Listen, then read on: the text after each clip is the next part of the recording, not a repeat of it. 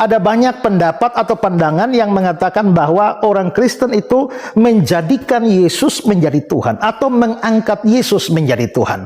Saudara-saudara, orang Kristen tidak pernah berpikir dan tidak sebodoh itu untuk menganggap bahwa seorang manusia bisa jadi Tuhan. Dan namanya seorang manusia sampai kapanpun dia tidak bisa menjadi Tuhan. Yang dipercaya oleh orang Kristen sebenarnya adalah bahwa Tuhan atau Allah itu menjelma menjadi manusia. Dan itulah yang dipercaya oleh orang Kristen, Allah menjelma menjadi manusia yang lahir di dalam apa yang kami rayakan sebagai peristiwa Natal. Jadi saudara-saudara, kalau manusia jadi Allah, jadi Tuhan, tidak bisa. Tapi kalau Tuhan jadi manusia, Allah jadi manusia, tidak ada yang mustahil. Pada waktu pemberitaan tentang kelahiran Yesus dari malaikat kepada Maria, maka Maria bertanya bagaimana itu mungkin karena dia belum bersuami, bagaimana dia bisa hamil lalu melahirkan seorang anak.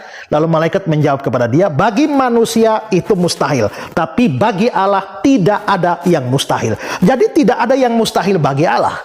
Jadi kalau Allah mau jadi manusia, tidak ada kesulitan apapun. Nah, tetapi saudara, Allah ini mempunyai satu sifat. Sifatnya adalah sifat tidak berubah.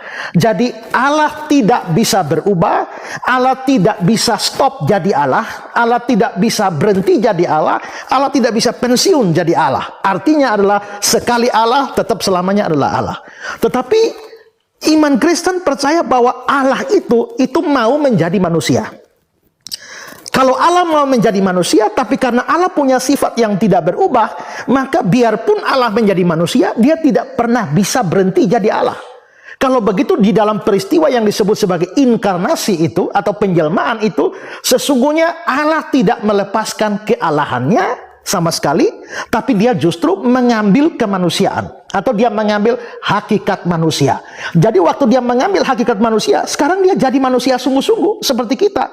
Tapi karena kealahannya tidak hilang, dia tetap adalah Allah. Kalau begitu maka dia adalah Allah, tapi juga dia manusia. Jadi Yesus Kristus yang dipercayai oleh orang Kristen itu adalah satu pribadi yang unik. Dia adalah Allah sekaligus manusia, atau biasa di dalam kekristenan disebut sebagai Allah yang sejati, manusia yang sejati, atau Allah yang sempurna, manusia yang sempurna. Nah, tetapi saudara-saudara, dua hakikat ini, yaitu hakikat Allah dan hakikat manusia, mereka bersatunya dalam satu pribadi. Dan satu pribadi itu mempunyai satu kesadaran. Karena itu maka tidak bisa dua kesadaran ini muncul bersamaan dalam satu pribadi. Artinya tidak mungkin kealahan dan kemanusiaan itu muncul bersamaan. Karena itu kadang-kadang kita bisa melihat bahwa kealahan Yesus itu nampak melalui kata-katanya, atau melalui perbuatannya, atau melalui tindakan-tindakannya. Tapi kadang-kadang kemanusiaan juga nampak melalui kata-katanya atau tindakan-tindakan perbuatan-perbuatannya. Maka di sini orang Kristen harus bisa melihat dalam kitab sucinya kapan Yesus berkata-kata sebagai Allah dan kapan-kapan dia berkata-kata sebagai manusia. Kapan dia bertindak sebagai Allah, kapan dia bertindak sebagai manusia. Kapan dia berbicara atau menyatakan sesuatu sebagai Allah, dan kapan dia berbicara atau menyatakan sesuatu sebagai manusia. Kapan sifat Allahnya muncul, kapan sifat manusianya muncul. Nah, ini adalah keunikan dari iman Kristen. Nah, karena itu saudara-saudara, maka misalnya kata-kata kalau Yesus dikatakan dia menghardik danau, hei badai diam tenanglah, itu kealahannya. Tidak ada kemanusiaan bisa meredukan badai. Pada waktu Yesus, orang lumpuh dibawa kepada Yesus. Waktu Yesus melihat, dia bilang, hai anakku, dosamu sudah diampuni. Siapa yang bisa ampuni dosa kalau bukan Allah? Manusia biasa tidak mungkin mengampuni dosa. Tapi Yesus bilang, hai anakku, dosamu sudah diampuni. Bahkan dia juga berkata, di dalam dunia ini anak manusia berkuasa mengampuni dosa. Itu pasti kealahannya. Dia juga berkata bahwa anak manusia adalah Tuhan atas hari Sabat. Berarti yang buat hari Sabat itu adalah Tuhan. Yang buat hari Sabat itu adalah Allah. Tapi kalau dia katakan Tuhan atas hari Sabat, ini pasti dia berbicara sebagai Tuhan.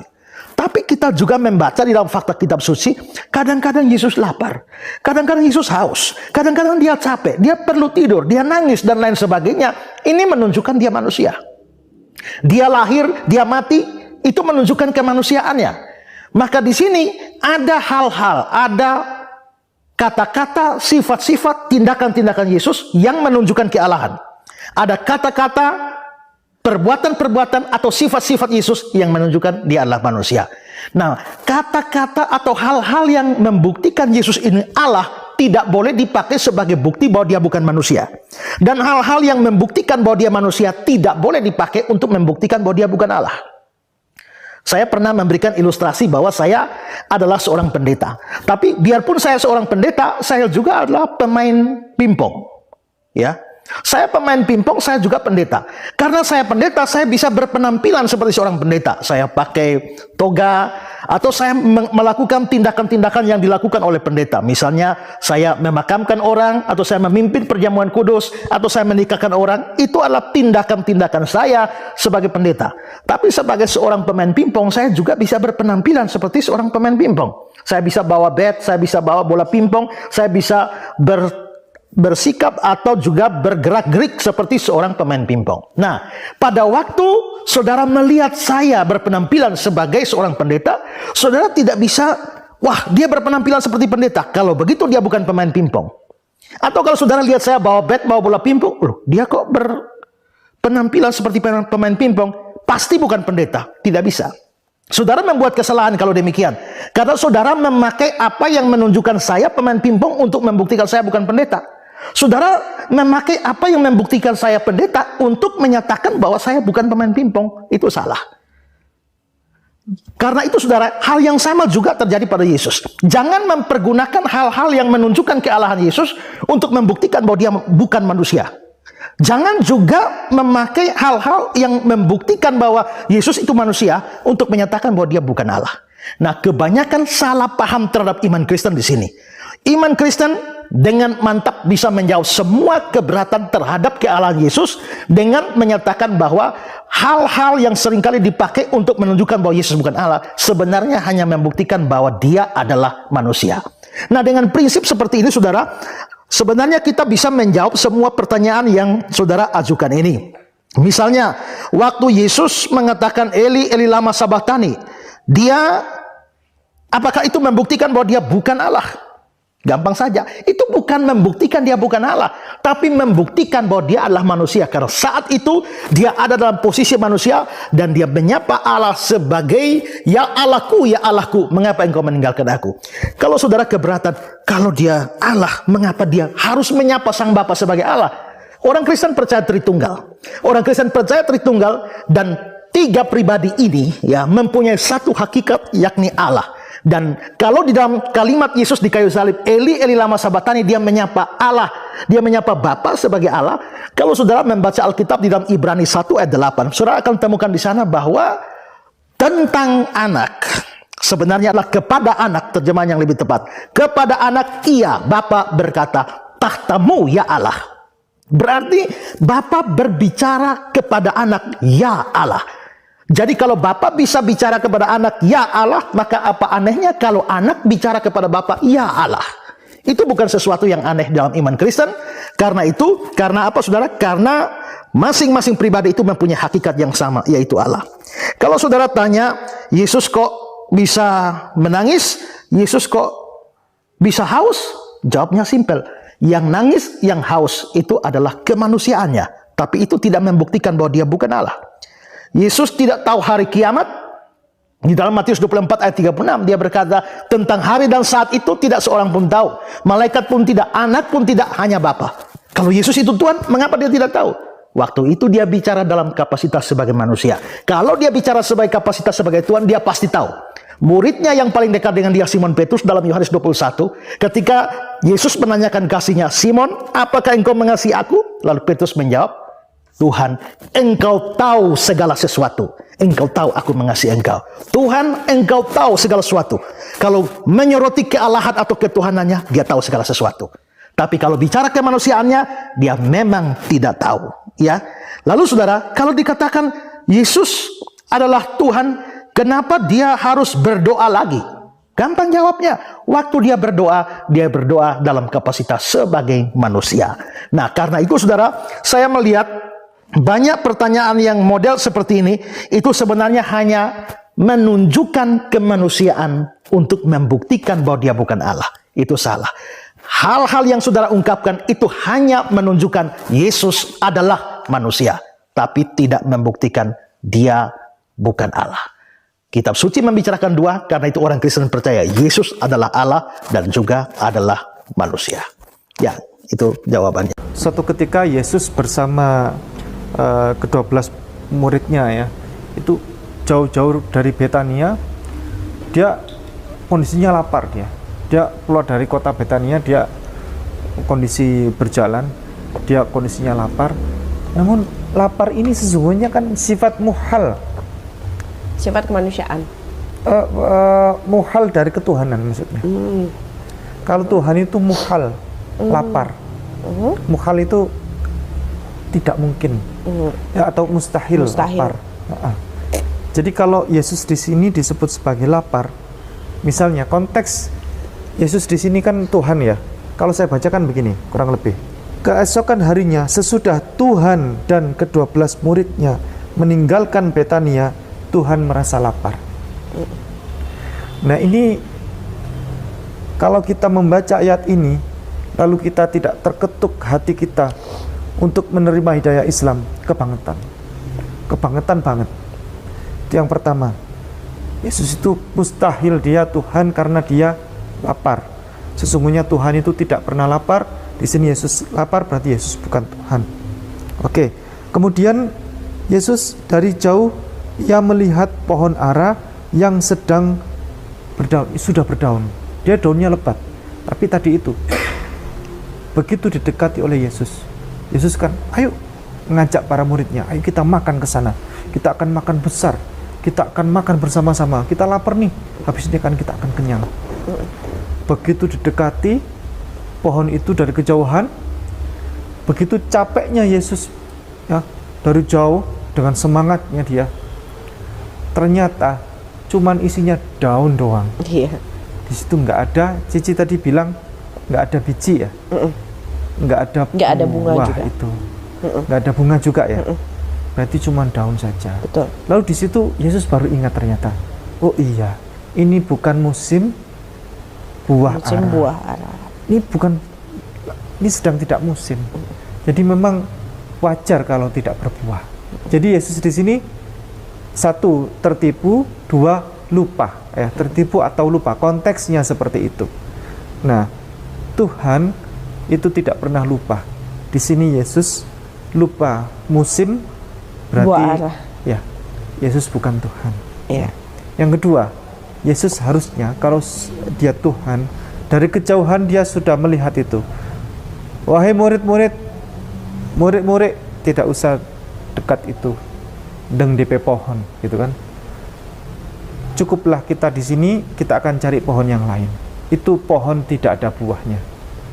Di sini Yesus justru dari kejauhan dia menganggap itu pohon ada buahnya. Berarti Yesus bukan Tuhan, karena Yesus tidak maha tahu. Itu dia konteksnya. Kemudian setelah itu, namanya orang lapar. Orang lapar itu berpotensi untuk emosi. Lalu dia marah. Marahnya bukan kepada apapun, tapi marahnya ini ada satu anomali. Apa itu? Dia marah kepada pohon. Yang pohon itu tidak salah apa-apa loh. Dan sebenarnya Yesus sadar pohon itu tidak salah karena memang bukan musimnya untuk berbuah. Betul. Harusnya Yesus berhenti saat sudah mengetahuinya. Tapi alih-alih berhenti, malahan dia meluapkan emosi dan istilahnya kalau di sini terlihat seperti mengutuk ya. Soalnya dia sudah mengatakan selama-lamanya udah nggak akan ada orang satupun yang makan dari pohon ara. Padahal sebenarnya istilahnya ini juga hanya sebuah pohon yang memang tidak sedang pada musimnya. Yang kebetulan bertemu dengan Yesus yang dalam kondisi lapar. Tapi kenapa alih-alih Yesus menunjukkan memang dirinya atau memang Yesus pada dasarnya diakui sebagai Tuhan, alih-alih dia bertindak sebagai Tuhan, malah dia menunjukkan 100% kemanusiaan. Dari merasa lapar, habis itu tidak mengetahui apakah pohon itu berbuah atau tidak, ketiga melupakan pohon itu memang tidak bisa berbuah, dan keempat sudah dia ingat kembali pohon itu memang tidak bisa berbuah, malah dia marah. Harusnya jika dia sudah sadar, sudah berhenti. Tapi kan ini menunjukkan sifat bahwa Yesus itu memang bukan Tuhan di sini konteksnya. Hanya manusia biasa. Kalau misalnya dia Tuhan, apa yang harusnya dia lakukan ketika mendapati pohon ini tidak ada buahnya? Pohon berbuah. harus berbuah karena dia adalah Tuhan, dan Tuhan dianggap ya, Tuhan lapar seperti yang dikatakan. Ya. Kalau Tuhan lapar, dia perintahkan pohon emang bisa menentang. Ya, ya. Berarti di sini pohon lebih kuat dibanding Tuhan. Karena pohon saja tidak tunduk. Yesus selayaknya begini. Wahai pohon, hari ini kami akan makan besar bersama murid-murid kami. Engkau harus berbuah. Berbuahlah hai pohon ara. Celing. Lalu pohon ara berbuah. Harusnya begitu kan ya? Iya. Dari sini jelas sekali. Wahai saudara kami, kaum muslimin yang telah murtad masuk Kristen, terutama sahabat-sahabat saya secara pribadi yang masuk Kristen karena jalur pernikahan dan lain sebagainya. Untuk saudara-saudara kami, tetangga-tetangga kami yang dulu Islam terus kemudian ikut suami masuk Kristen, anaknya 3, anaknya 4 ikut ke gereja semua. Tolong, mari kita belajar bersama-sama. Kembalilah pulang kepada Islam. Kita pelajari Bible ini dengan sebaik-baiknya. Karena banyak saudara kita Kristen juga yang tidak baca Bible ini. Umat Islam justru banyak yang baca Bible ini. Mari kita selami ayat-ayat semacam ini. Yang Yesus ini sebenarnya jujur. Bible ini sebenarnya jujur, menyampaikan fakta-fakta dan kisah-kisah Yesus. Dalam data sejarah itu Yesus sebagai apa? Paling mentok di sini Yesus dikatakan itu sebagai nabi. Dia sosok rasul, Rasulullah, utusan Allah yang mulia, sosok orang soleh, orang baik. Dia nabi, ya. Dia pendakwah, dia guru, teacher, ya. Dia tuan yang dihormati. Dia bukan Tuhan. Dan dia dengan adanya kisah-kisah seperti ini jelas sekali bahasa Jawanya itu cetowolo-wolo. Kalau bahasa Cina apa? Cetowolo-wolo itu. Cetowolo-wolo itu apa? Ini terang benderang gitu kan. 非常清楚. Itu. 非常清楚. Coba diulangi agak keras apa itu? 非常清楚. Terang benderang. Sudah cetowolo-wolo, terang benderang. Ayat ini menjelaskan. Ayat-ayat seperti ini mengajarkan, Yesus mengajarkan kepada kita semuanya, dan dia menunjukkan, aku ini Rasul, aku ini Nabi, aku bukan Tuhan. Di Bible ini tidak ada satupun ayat yang Yesus sendiri mengatakan bahwa aku Yesus, aku adalah Tuhan, atau aku Yesus, aku adalah Allah. Tidak ada, tidak ada. 100% tidak ada. Adanya yang kisah-kisah seperti ini. Nah, Cici ada komentar lagi sebelum kita akhiri? Paling sih sebenarnya ayat-ayat seperti ini, Ya. kadang-kadang itu memang ada sekali 2 kali itu dipenggal. Jadi ayat-ayatnya dipenggal, nggak seperti yang kita, misalnya kita baca dari ayat 12 sampai ke 14. Ya. Orang-orang Kristen itu kan suka, biasanya kalau pengalaman saya dulu di gereja, biasanya mereka suka mengambil 1 buah ayat. Contohnya, Ya. Yesus mengutuk pohon ara. Itu diterjemahkan bagi orang-orang Kristen itu bukan sebagai menunjukkan sifat kemanusiaan Yesus. Ya. Tapi mereka memasukkan doktrin kepada gini. Jesus is a wrathful God.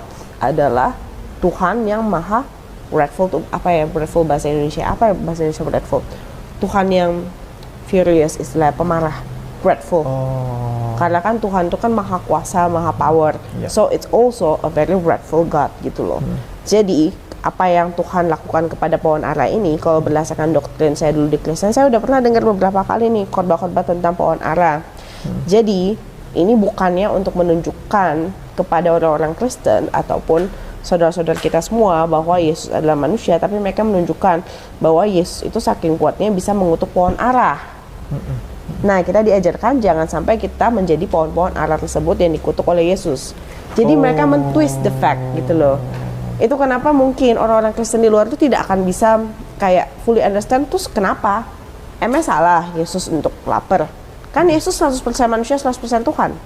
Karena di doktrinisasi mereka adalah Yesus layak untuk marah. Karena Yesus is a wrathful God, is a very powerful being.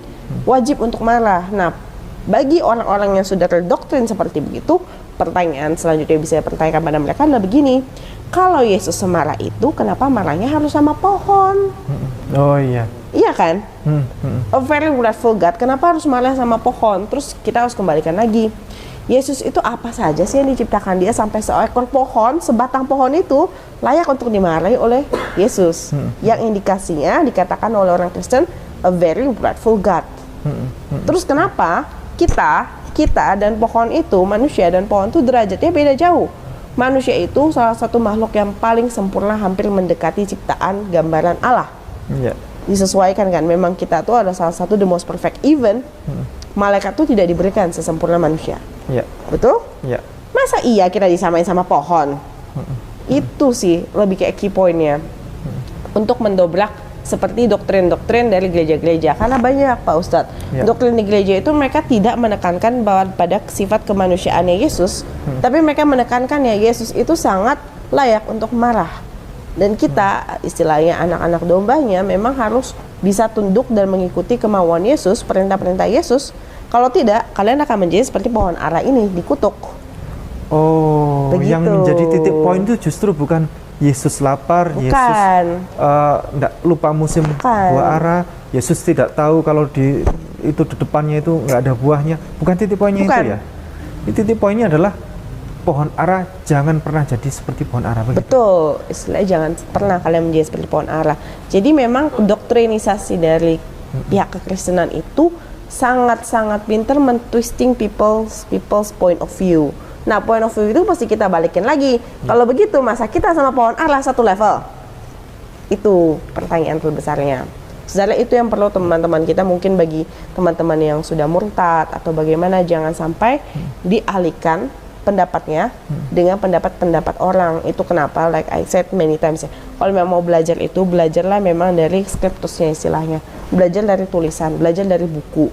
Jangan belajar, jangan belajar minta menghadap ke pendeta. Pendeta itu pasti berusaha untuk memutar, membelokkan, dibelokkan dia.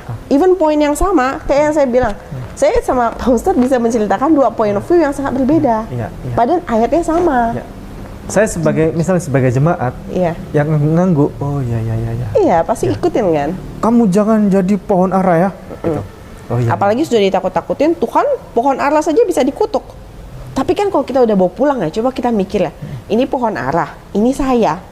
Apa salah saya? Emang saya sama kayak pohon ara ditunjuk dengan Yesus? That's point. Itu poin utamanya. Itu kenapa bagi orang Kristen ataupun teman-teman kita murtad, yang sudah murtad, coba dipelajari kembali Bible-nya, dibaca aja sendiri di rumah, direnungkan sendiri, dibaca sendiri dengan baik-baik.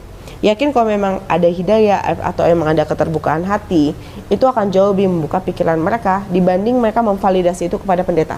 Karena setiap kali mereka memvalidasi kepada pendeta, pendeta itu akan belokkan lagi mereka ke arah yang lain. Begitu. Kemampuan mereka bersilat lidah tuh jujur memang tinggi banget. Kecuali kita benar-benar memperhitungkan arah-arahnya, susah. Bisa membedakan mana yang asli, mana yang enggak. Yang mereka baca asli. Arahnya yang salah. Begitu. Ya, seandainya Cici Jesslyn malam ini masih menjadi Kristen, lalu dengan adanya membaca kisah ini, Cici menjawab kepada saya, jangan salah, Yesus itu 100% Tuhan, 100% manusia. Lalu saya bertanya, lalu kayak itu berarti ada saklarnya dong. Kapan saklar Yesus jadi Tuhan? Kapan saklar Yesus jadi manusia? Ayo coba, gimana jawabnya? Kalau sebagai Kristen, saya akan jawabnya, yaitu tergantung kehendak Yesus, karena kita tidak bisa mengatur-ngatur Tuhan. Siapa kamu untuk mengatur-ngatur Tuhan? Nah, saklarnya kapan? Harus sesuai dengan kemauan Yesus. Kalau kita tanya pendeta juga, pendeta pasti bilang, Yesus itu Tuhan. Dia bisa saat kapanpun juga untuk memutuskan melakukan apapun. Jadi kita tidak berhak untuk mengatur Yesus ataupun mempelajari Yesus. Karena Yesus adalah sosok being yang tidak bisa dipelajari atau tidak bisa kita bayangkan. Istilah pola pikir Yesus mau bagaimana saklarnya, kapan jadi Tuhan, kapan jadi manusia, memang akan didoktrin ke arah tidak bisa. Itu hak prerogatifnya Yesus. Berarti di kisah ini saya bertanya kepada orang Kristen nih. Ini misalnya orang Kristen nih, ya. Saya tanya pada Cici masih Kristen misal. Berarti dalam kisah ini Yesus ini kedudukannya sebagai manusia. Sebagai Tuhan, saya akan bela sebagai Tuhan. Lah, tapi ini lapar. Iya, Tuhan bisa berkehendak bagaimanapun juga kan, karena dia 100% manusia. Lah, tapi ini sebentar. Kalau lapar, berarti dia bukan Tuhan. Dia lupa musim, ya. Dia nggak tahu, dia kejauhan ternyata itu pohon nggak ada buahnya. Atau matanya itu terbatas ya, kemampuan mata melihat dia terbatas. Dia bukan Tuhan. Berada dalam keterbatasan yang sangat-sangat ini. manusiawi sekali. Berarti dia bukan Tuhan di sini kisahnya. Ya karena saklarnya sedang jadi manusia, tapi nanti dia akan kembali menjadi Tuhan. Nah, ketika akan jawaban Yesus itu menjadi seperti itu. manusia, berarti titahnya berarti bukan titah Tuhan berarti. Bukan. Tapi sifatnya tetap sifat Tuhan karena Yesus tetap 100% Tuhan. Kapan ini disebut firman, kapan disebut bukan firman? Nah, itulah kenapa perlu diperlukan iman. Jadi iman itu yang mengubah firman itu jadi benar. Iman itu berperan di situ. Jadi apapun yang Yesus katakan akan menjadi benar ketika itu ada iman. Oke, terima kasih banyak Bu Iya. Pendeta. Barakallahu fikum. Assalamualaikum warahmatullahi wabarakatuh. Dari seluruh pembahasan ini, kita bisa menarik satu kesimpulan penting. Dalam Islam, konsep ketuhanan berdiri sangat jelas dan tegas. Allah adalah Tuhan yang maha sempurna, tidak lapar, tidak haus, tidak lelah, dan tidak bergantung pada apapun dari makhluknya. Ketika sifat manusia dan sifat Tuhan dipisahkan dengan jelas, maka akal menjadi tenang dan hati menemukan kepastian. Islam tidak datang untuk mempersulit, tidak pula untuk membingungkan manusia dengan konsep yang rumit. Islam datang untuk meluruskan bahwa Tuhan adalah pencipta dan manusia adalah ciptaan. Kebenaran tidak perlu teriakan, tidak butuh emosi, dan tidak harus menjatuhkan keyakinan orang lain. Kebenaran cukup disampaikan dengan logika yang jujur dan wahyu yang lurus. Semoga pembahasan ini menambah pemahaman kita, menguatkan iman, dan membuka ruang dialog yang sehat.